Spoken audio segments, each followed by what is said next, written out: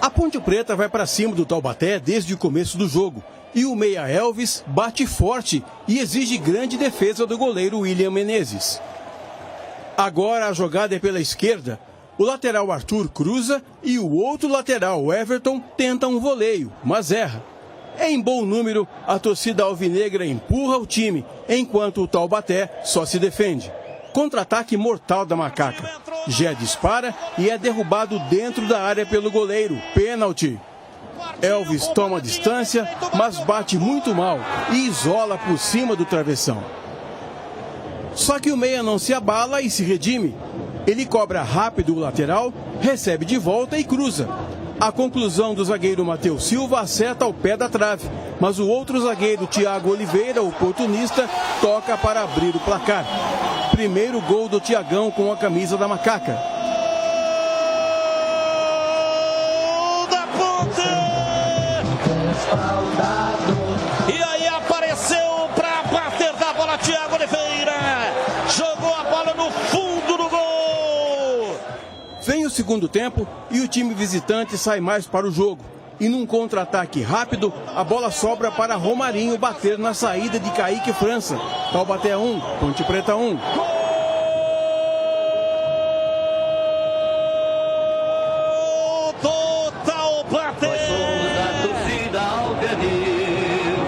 A Macaca não se abala e acorda no jogo. Elvis, sempre ele, cobra o escanteio e o centroavante Gé sobe mais que a zaga para fazer o quinto dele na Série A2 e determinar a vitória ponte-pretana por 2-1.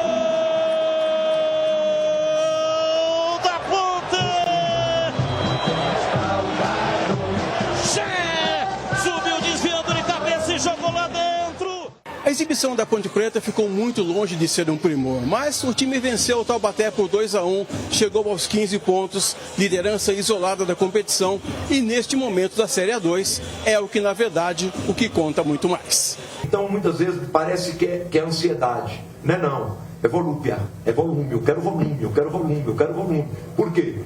No volume do primeiro tempo, o atacante principal deles de puxada desgastou muito, que foi o atacante pelo lado direito. O meia teve que começar a sair para pegar a passagem do meu lateral. Sentiu também. Tá entendendo? Tanto que o Cavalo foi inteligente. Ele abriu dois extremos. Para falar, pelo menos eu vou atacar o Hélio, vou tentar segurar. Atacar o Hélio, conforme a maneira de dizer, atacar uma ponte. Vou tentar segurar com os jogadores lá na frente. Como é que o gol aconteceu? Olha aí, ó. Cruzamento na área. Goleiro rebate. A cabeçada do Matheus Silva. Olha lá. Na volta, tá ali o Thiago Oliveira para fazer o primeiro gol dele com a camisa da Macaca no profissional. 37 jogos. Valeu ali, né? A presença de espírito. Rápido posicionamento do zagueiro. Isso aí foi uma cobrança de escanteio, o Elvis bateu, a bola volta para o próprio Elvis que faz o cruzamento. Já era para ter saído o gol, a cabeçada do Matheus Silva, mas ela foi na trave. No rebote, Thiago Oliveira meteu na rede e abriu o caminho para mais uma vitória da Macaca.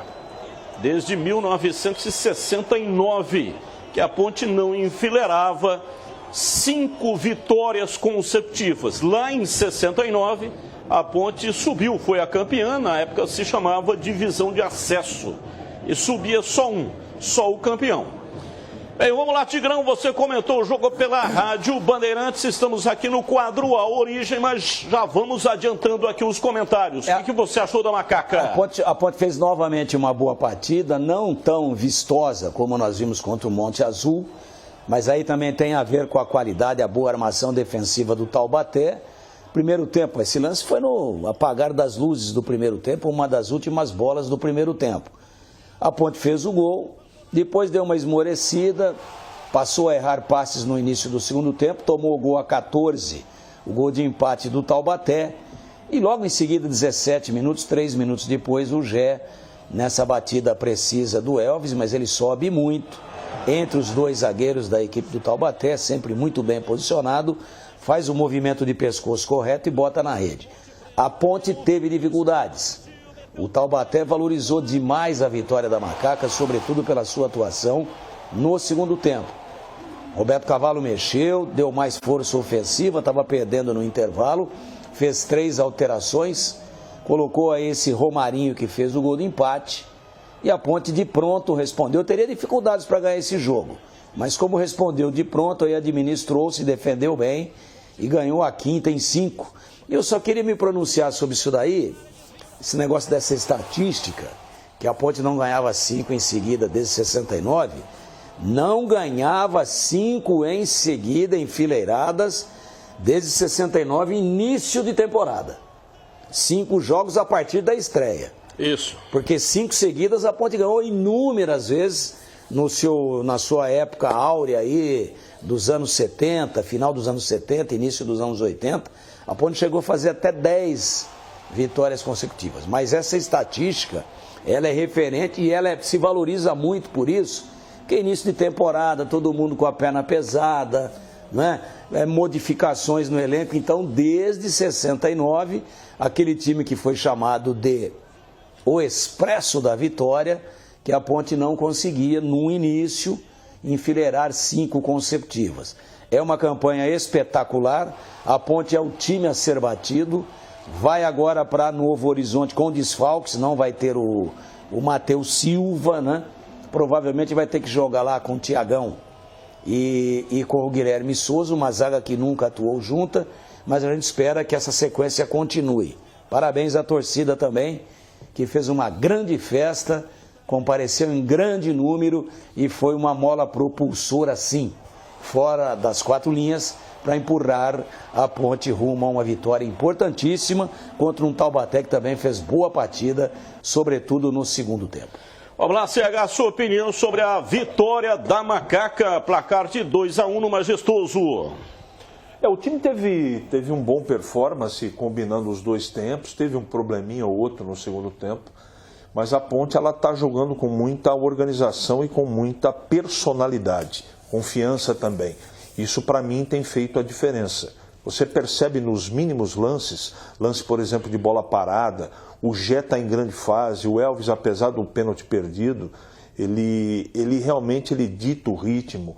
Sinto também que os jogadores que não têm não tinham pelo menos, né, tanta confiança do torcedor e da imprensa também estão se firmando. O time jogou sem o Leonaldi, né? Então, há tempos atrás a gente ficaria aqui falando pelo menos 1-2 minutos a respeito disso. Eu acho que o time passou em mais um obstáculo e vai passar perante outros. O mais importante, a Ponte está organizada. Se ela vai subir ou não, tem muito tempo pela frente, mas faz um início de campeonato muito bom e, repito, com muita organização. Você olha a Ponte jogar dentro da realidade da Série A2 e é um time, como o Tigrão falou, e é verdade, é um time a ser batido. A Ponte está pronta. Repito, tem muito chão ainda para a gente projetar qualquer coisa mais positiva, mas que o time está começando muito bem, não só pelos resultados, mas pelo que está apresentando. O desempenho também tem agradado, Batista.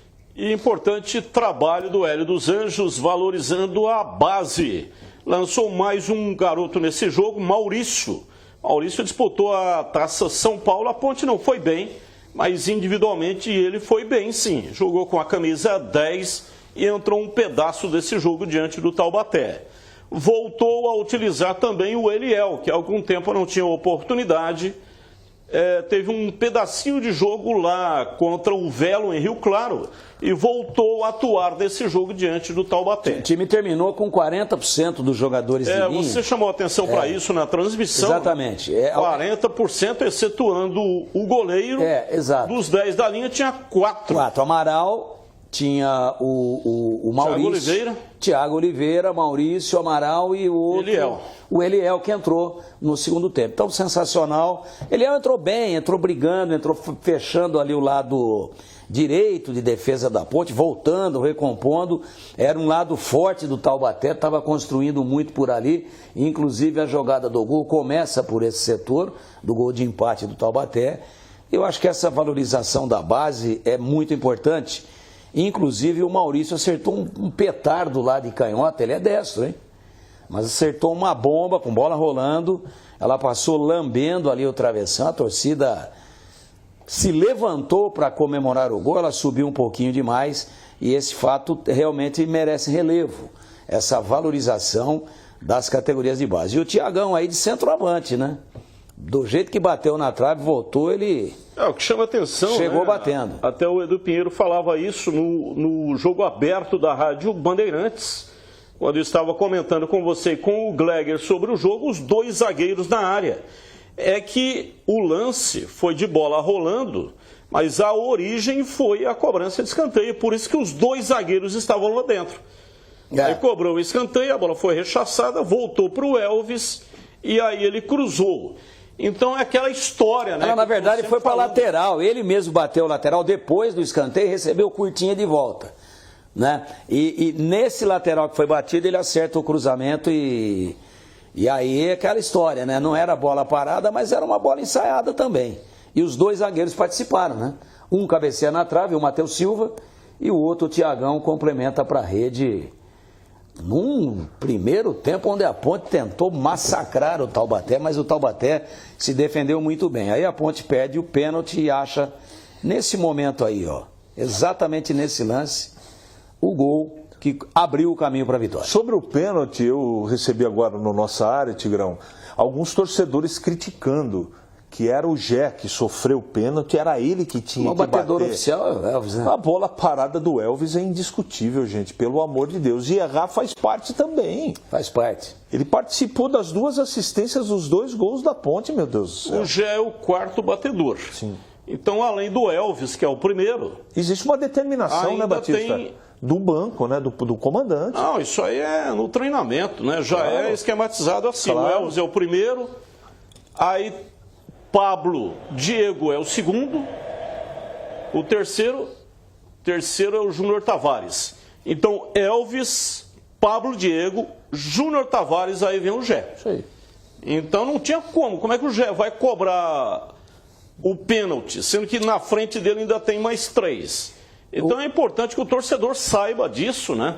Que aquilo que acontece em campo é aquilo que é feito no treinamento. A menos que os outros três não tivessem condições. Júnior Tavares já tinha saído, sei lá, Pablo Diego tinha saído, o Elvis não estava confiante ou talvez tivesse saído também, né? Que não é o caso.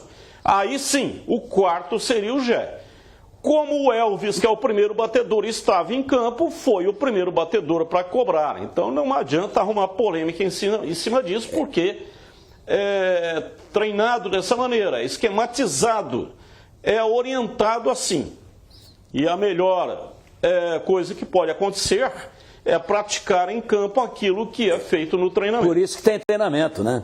Senão não precisava de treinamento. Não precisa treinar, vai lá, faz do jeito que vocês quiserem. Vai para sua casa, a gente encontra lá, tipo o campeonato amador, né? Amadorzão, sobe todo mundo no caminhão, cada um faz do seu jeito. E tem comando agora, também, né, Batista? Eu queria chamar a atenção para o gol do Taubaté.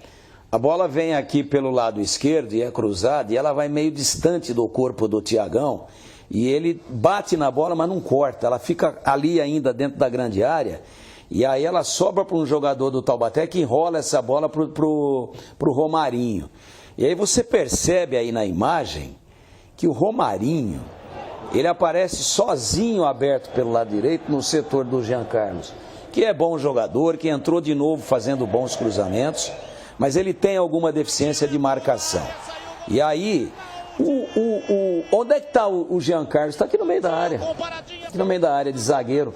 Ou seja, ele abandona o setor dele e a bola é rolada no ponto onde tinha um jogador livre. Aí o Jean Carlos chega correndo, mas não chega a tempo de calçar.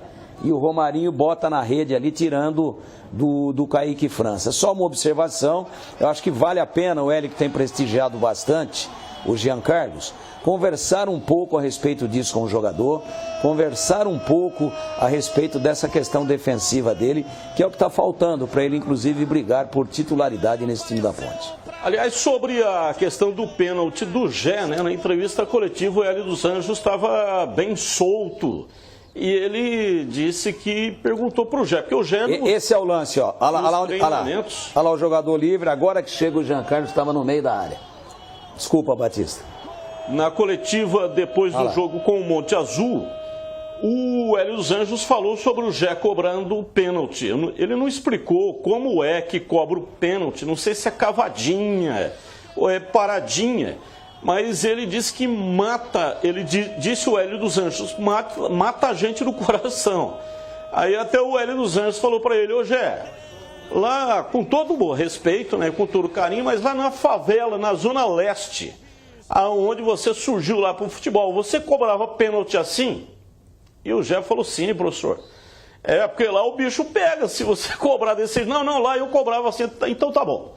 É a característica dele, né? Não sei de que maneira, vamos ter que esperar para ver, já que não temos acesso aos treinos, para saber como é esse jeito de cobrar pênalti do Jé que mata o torcedor do coração.